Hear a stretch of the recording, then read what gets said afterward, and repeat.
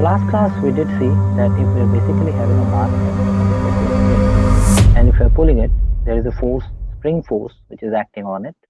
Apart from that, if that is connected to, let's say, a vein, which is made up of, let's say, rubber, and is dipped inside some liquid, there will be a drag force, Fd, acting on it as well. So the total force is the spring force plus the drag force. And if we replace these results here, we're going to get a second order differential in x. Now, in today's class, what we're going to do is we are going to use a trial solution and are going to try to solve this particular expression, differential expression. So for this, let me just take up a fresh page. And what we can do is we can start from here. Now, let's take up a trial solution to solve this particular problem. Now, you know, in mathematics, the number of tools that are being used. Using a trial solution is one of them. But before that, let's try to simplify this equation. What we can do now is we can replace some of the terms here. For that, let me just do certain modification. I can simply write it down as d2x divided by dt square plus b divided by m, because I'm dividing it throughout by m, dx divided by dt plus k, again I will divide it by m into x is equal to 0. Now we can write it down as d2x dt square, and in place of b by m, let me replace it with another variable which is 2 beta, and dx divided by dt plus k by m, let's replace it with a value omega naught square into x is equal to 0. There are certain reasons for doing these replacements because that will be helping us and it will be there for the ease of calculation. So what we can do now is, let me just clarify certain things here. We have written beta as b by 2m. You can see this, b by 2m is 2 beta, so beta is b by 2m, and we have written, in place of k by m, we have written omega naught square. Now please remember certain things here. Beta is basically the damping constant. It's the damping constant. So that means depending on what is the medium, is it water, oil, gas, depending on that, the damping constant will vary, and beta and damping constant are directly connected. So if you get a problem where you're supposed to find out the damping constant and the mass is not mentioned, you can directly find out what is beta, because mass of that particular object or box is constant. Here we basically have k, which is the spring constant, but we are going to come to that later in our calculation. So right now we have this expression and we want to solve it. So as I said, we can actually use a trial solution in this case. So let's consider a trial solution to solve this, and you can do it on your own as well. As we keep solving it, you can also try to solve it. So let's consider a trial solution, and let the trial solution be x is equal to c e to the power alpha t. Now there is some logic behind selecting this kind of trial solution. See, this is basically a case where there is damping. That means if a system is here, eventually it's going to decay exponentially. So if you're considering the amplitude, let's say this is the origin and this is 0 and this is the maximum amplitude, this amplitude is eventually going to reduce and come to 0. Now this reduction in amplitude is expected to be exponential in nature, and that's why we are considering a trial solution which is c e to the power alpha t. We are also going to see later how we are actually getting this kind of trial solution. In fact, if we try to solve this equation for x, we're going to see that x will be c e to the power alpha t. But we are going to take that later. At this moment, just remember that you have to consider this as the trial solution. Before we proceed, I'd like to give you a certain note which is very important. Whenever you are writing down a term like e to the power x, it is the power of x, okay, and it won't be having any kind of dimension. So in that case, if you know t is time, alpha must be having a dimension which should be inverse of time. So if I just consider this particular case, let me take this case e to the power alpha t. In this case, alpha has dimension of t inverse, dimension of t inverse, and t has dimension of time. It's the power of e. Okay, so these are the dimensions that we should know. Although in exams you may not need to produce this, but you should know it as some logic. Okay, it's important. Now let's find out certain results. First, dx dt. So x dot, or we can say dx by dt, can be written from this particular expression as c is there, it's a constant, and if you differentiate e to the power alpha t, you'll get the constant alpha in front, and this would be e to the power alpha t. Basic differentiation, you must know it, right? And you can also find out x double dot, which is nothing but d2x dt square, and this is written as c alpha. We already had it from here because this would be nothing but d dt of x dot, right? So x dot is this result. We have got c alpha, and then we again differentiate e to the power alpha t. Basically, it will become alpha square, and then this would be e to the power alpha t. So I hope you remember this differentiation. It's important. Now what we can do is we can replace these results of x stat and x double dot in this particular expression. So maybe I can mark this as 1. Okay, and then what I can say is I can replace this in 1. So replacing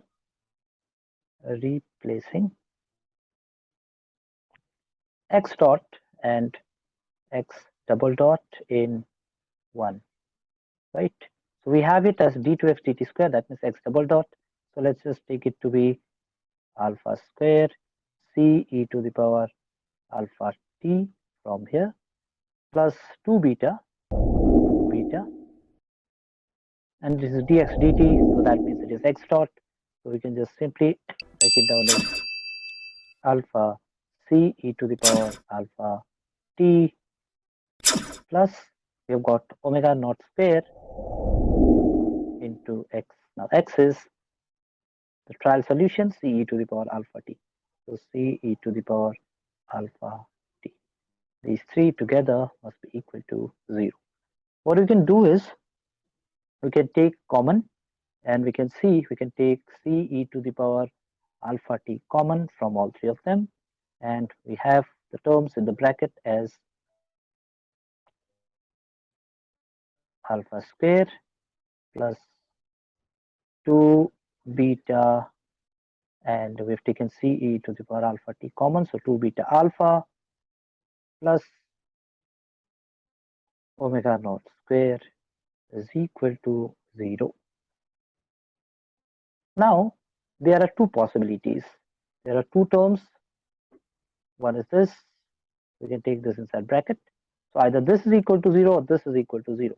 So what we can do is we can use a conventional method of understanding this. Either c e to the power alpha t is equal to 0. But the problem is c e to the power alpha t is nothing but x. So it means that x is 0. If x is 0, that means the trial solution that we are considering does not exist, which is quite meaningless. Okay. So that means this can't be 0. So I can just simply write it down this is meaningless. I hope you get this point, right? It's very simple, because if we're considering c to the power alpha t will be 0, x is 0, that means this does not exist, which is not the case, right? We're trying to solve it. So that means that the bracketed term must be equal to 0. So what you can say, therefore, alpha square plus 2 beta alpha plus omega naught square is equal to 0. If you consider the trial solution, alpha is a term which we don't know. So this gives me a quadratic equation in alpha. So we can actually solve it for alpha, right? We can use our quadratic equation solution. So what you can say here is, let's solve it, right? So we can simply write it down, solving for alpha. Okay, so what we say is alpha is equal to, now we know, okay, it's minus b. So here the coefficient of alpha in b term is minus 2 beta. So I can just simply write it down as minus 2 beta plus minus, then I can take root over b square minus 4ac. So I can write it down as b square, that means 4 beta square minus 4 times AC. A is the coefficient of alpha square, which is nothing but 1, and C is nothing but omega naught square. So just take it as omega naught square divided by 2 times of A, right? So that would be nothing but 1. So I can just simply write it in this form. And what we can do now is we can just separate it out. So if we take this first term will be nothing but minus of beta plus minus, and then I can take this 2 inside the root. So for this particular term, I can write it down as 4 beta square minus 4 omega naught square divided by 4. If I take it inside the root, right? We can even simplify it further now, as you can see, simple maths, right? So that means, therefore, alpha is equal to minus beta plus minus, this is 4, this is 4.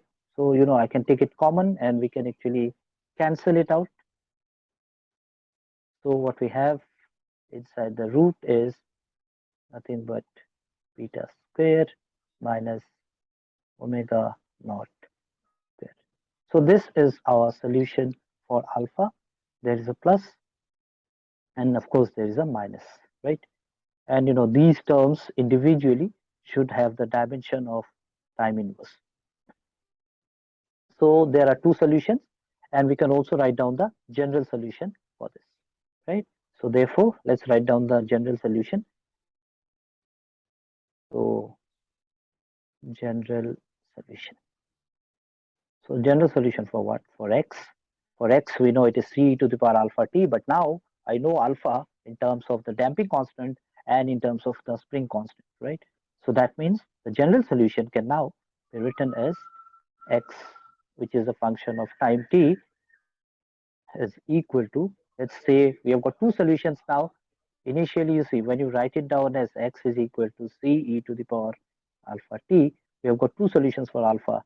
One is a plus of these terms and then one is minus.